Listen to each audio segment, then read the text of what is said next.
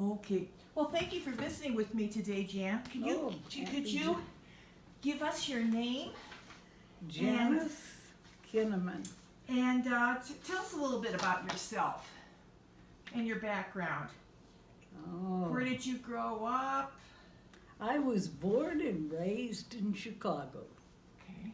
and I've done all kinds of work.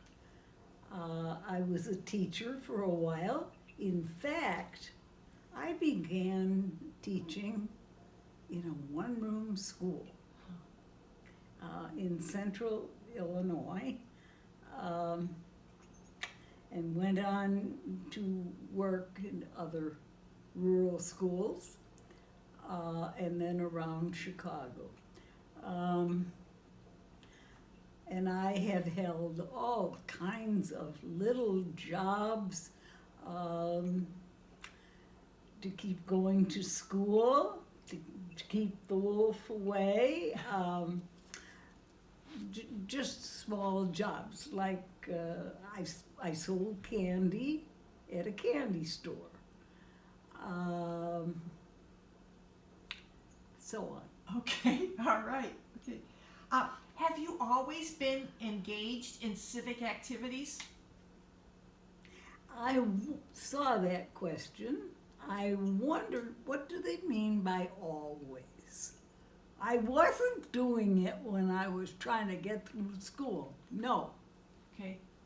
But as an adult, I'm very interested. Okay. Do you think of yourself more as an activist or an advocate? Well, I think I've done both pretty well. All right. It's senseless to do activism if you haven't advocated ahead of time so people know what you're doing. Okay. Fair enough. Yeah. What prompted you to be interested in the League of Women Voters? I was invited to join at a junction in my family where I didn't have other commitments. Okay. We had newly moved Here to Janesville? into Wisconsin, and I had no other obligations other than my family. Mm-hmm. So when someone invited me, I went and liked it. Do you remember who it was who invited you? Probably Nancy Stab. Could be. When and why did you join the league? And what were the circumstances surrounding your joining? Well, the main circumstance was it was 1967, and it looked like the United States of America was going to explode over the Vietnam War issue. I was very sympathetic to the younger people who were fighting that, but I wasn't quite ready to go into the streets and break windows and so on. Okay, all right, okay. And what has kept you a member of the League of Women Voters for 50 years? Oh, I love it. I do love it. The fact that I made friends, the fact that I see the league on the right, what I think is the right side of various issues, and I'm happy to be a part of it. Has the league met your expectations? Mostly, Okay. yes. What issues have been of greatest interest to you, and how have you engaged in those interests, those issues? Well, cut out this statement, there's a bee in my visiting my flowers. Okay. Well, I'm very interested in the issue of war, peace. I'm very interested in actually another version of it, black, white problems in our country. I think the inequity. Okay. Have your interests changed over time? Well, I'm no longer much interested in the Vietnam War, Okay. but I am continuing and even more interested in the black, white, racial problems that we have.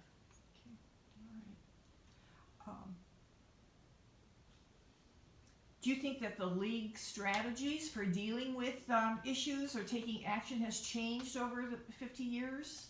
Not a lot, Okay. not a lot. Okay. No. How would you characterize your contributions that you have made, big or small? Contributions that you've made to the League, locally, statewide, As nationally? much as I could at any given point. Okay.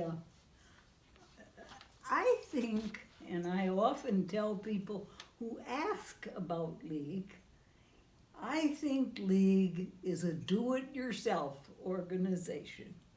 If you are not going to participate, if you don't want to be bothered, join something else. League needs, wants, and I think rewards people who say, okay, send me. What can I do? And find some niche, some part of the program that they can handle and does it reliably. Okay. Yeah. What kinds of skills do you think are needed today to make the League successful? I think pretty much the same ones. Persevere, openness to new ideas. Okay. Now, you've been a League member for over 50 years. From your perspective, what has the League done well? Where has it fallen short? And where do you think the League should direct its energies going into the future?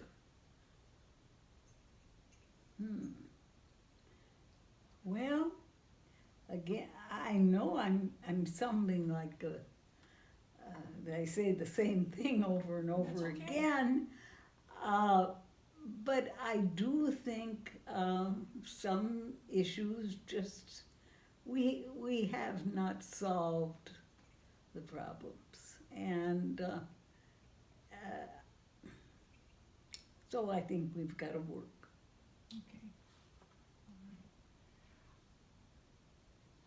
Now, how has the League changed in 50 That's years? easier. Okay. Because the League has changed radically. When I joined, we had 3 League groups who all 3 met at different times. And the 3 groups were pretty well geared to the people who were in them. There was a group that met in the morning. They usually were women who had children in school. And so the morning was when they could come. The kids went to school, mother went to League. We had a group that met in the early afternoon and needed to be reminded more than once that they had league responsibilities, not just coffee and cookies or coffee and sweet. And we had a group that met at night. And after supper, and they were usually people who had children, but who were capable or had a father or somebody who could be with them, who so that they were. So actually, to say, well, I don't have time for that, kind of cut that out from underneath people. Mm-hmm. Did they tend to, were there many of the women who were working at that time, when you, 50 No. years ago? Okay. No, which is why the groups kind of fell that way. Mm-hmm. Yeah. Yeah, okay, it's different. Do you think the public perception of the league has changed over the last 50 years? I hope so. In what way? Well, I hope that they realize that we're working in a nonpartisan way for things that we all kind of want. Okay. All right. Mhm. Have you grown in any way personally that you would attribute to having been in the league? Well, I learned lots of things. I don't know that means I grew. Can you give a few examples? Did I what? Could you give a few examples of things that you've learned from being in league?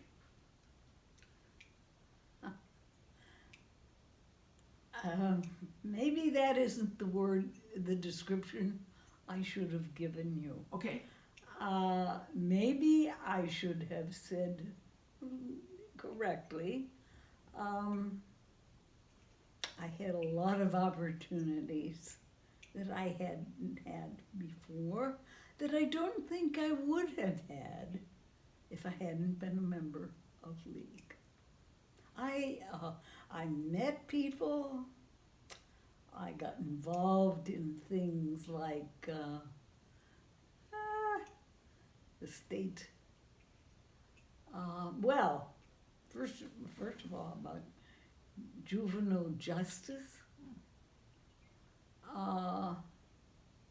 which I hadn't given a lot of thought to, and I just thought that League was good to me, very good for me, and I guess that's one reason I say it's a do-it-yourself thing. Now, can you tell me a little bit more about the juvenile justice issue that Well, you mentioned? Juvenile justice. What did you do, or what? I served on the county, the board for the county juvenile, what did we call it? It was a place to put kids. Okay. A Before- detention center or something? Yeah, something like Okay.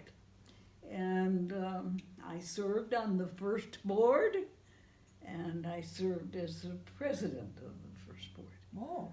And And that's because you had been involved in and I think, I think it was more because I was a teacher. But once I got on, I think then it was League of Women Voters. But are there some memories that your stories you'd like to share? Oh, there's lots of stories. The afternoon group was usually older ladies, and a number of our middle-ish. Hello. Hello? Hi. We're just here to change your furnace filter if that's okay. Fine, come Okay, ahead. thank you. Okay. And I made friends with some of them. Friendships that lasted a fair amount of time. And I was so happy. I wouldn't have had that opportunity if I hadn't.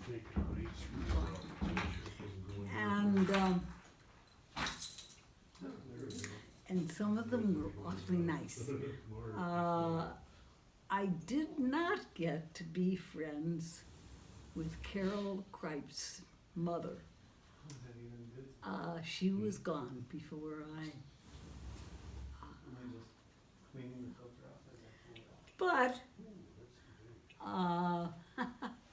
let me think now. Who is it that was the president of the school board, and at a time when we were very.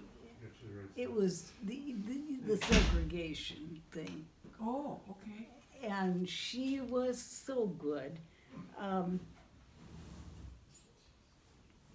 Right there on Milwaukee Street near me. I mean, that was a good one. And Ruth Jeffress, who's,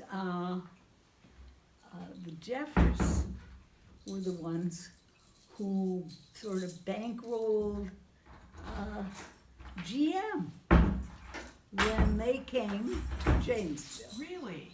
Yes. Okay, thank you. And thank you.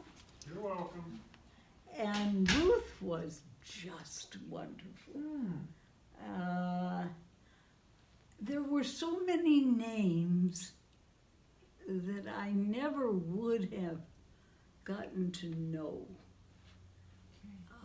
That I did get to know because I was in league and we were doing things that that were current, you know, current problems.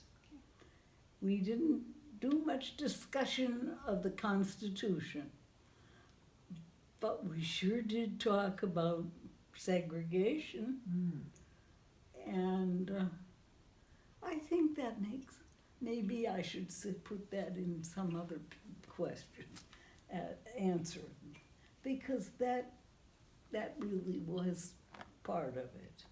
Okay. One of the big issues that drew Yeah. you into league or kept you in league. Well, the modern day application of it. You can talk about the Constitution till you're blue in the face, but if you need to talk about its application today. Okay. Very good. Would you like to share your personal reflections on the history of women's suffrage and the 100th anniversary of the 19th Amendment? Do you think Oh, much wonderful. about that? Okay, go ahead. Oh, wonderful to think, yeah. We as league, I don't think we did anything until just recently. There is a new batch of young women who are running the league now, and obviously I can't participate in that, but they're doing a good job. And a year ago in the summer, which was the actual time of the 100th birthday for the amendment, they were very nice. They had an event downtown. I was the recipient of a sash that said we vote, and had a nice big button on it for me, which I have in the other room. Great. And, yeah. Yeah, it was a nice event. Yeah, it was a nice event. It made people aware that things haven't always been the same, that sometimes you have to work to get it there. And that's what we did. Okay. Well, great. Is there anything else that you'd like to add as we end this interview? Anything that you'd like to say that I haven't asked you about? No. Okay. Well, I really appreciate you taking the time to visit with me today to talk about your experience in the League of Women Voters. Thank you. Very welcome.